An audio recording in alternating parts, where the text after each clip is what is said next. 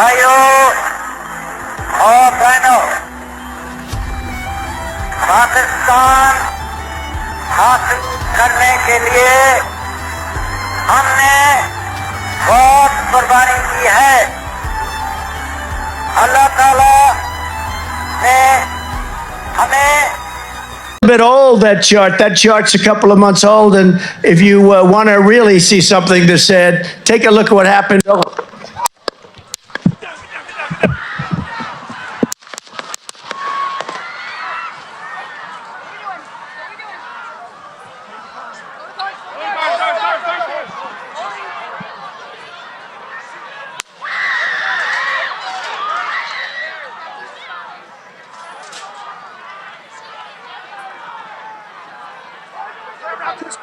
Move to spare. Hold. When you're ready. On you. Ready. Move. Move. Go. Guys here. You ready?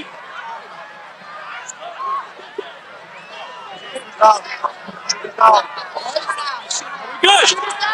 Shooters down. Are we good to move? Let's move. Let's move. We're clear.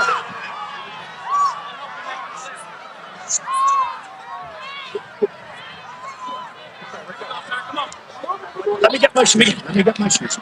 Got you, sir. I got you, sir. Let me get my shoes. Hold that in your head. Bloody. So we got to move to the punch.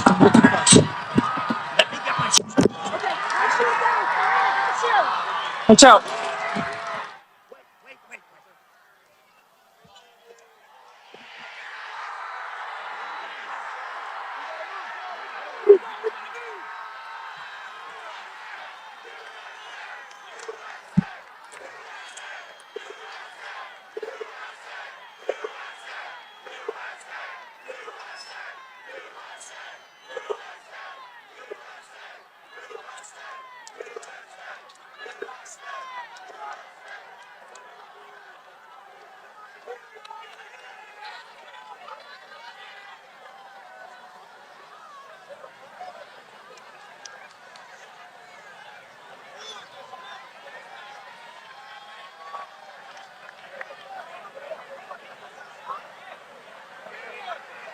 السلام علیکم، میں ہوں رانا عدنان شبیر خان اور آپ دیکھ رہے ہیں نوائے فکر.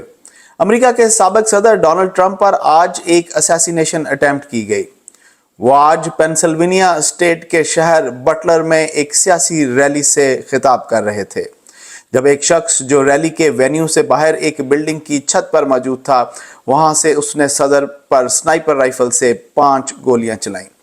سابق صدر ٹرمپ اور ان کی بیک سائڈ پر بیٹھے ہوئے لوگ عمران خان اور ان کے گرد موجود باقی ساتھیوں کی طرح خوش قسمت نہیں تھے کہ گولیاں ان کی شلواروں اور قمیضوں میں سوراخ کرتی ہوئی گزر جائیں اور کنٹینر کی دیوار کے سپلنٹر خان صاحب کی ٹانگ میں لگیں اور گولی ان کو نہ لگے.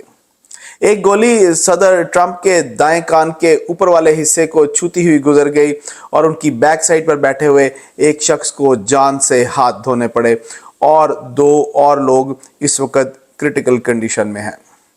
صدر ٹرمپ کے چہرے کا دایاں گال خون سے لت پت تھا اور انہوں نے اس کے باوجود جب وہ زمین سے اٹھے تو مکہ فضا میں لہرا کر لوگوں کو اپنے عزم کا یقین دلایا. گولی چند ملی میٹر سے ان کے سر سے دور تھی اور کسی بھی طرح یہ ایک ڈرامہ نہیں تھا.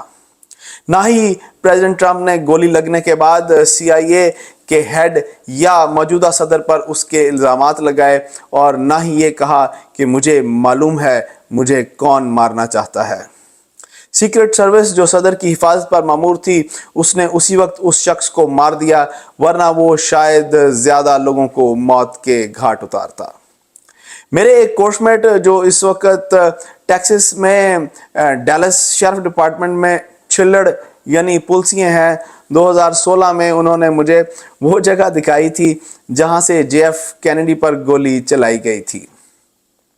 امریکہ کی ہسٹری میں بہت سے پریزیڈنٹس، فارمر پریزیڈنٹ اور صدارت کے امیدواران پر حملہ کیا گیا.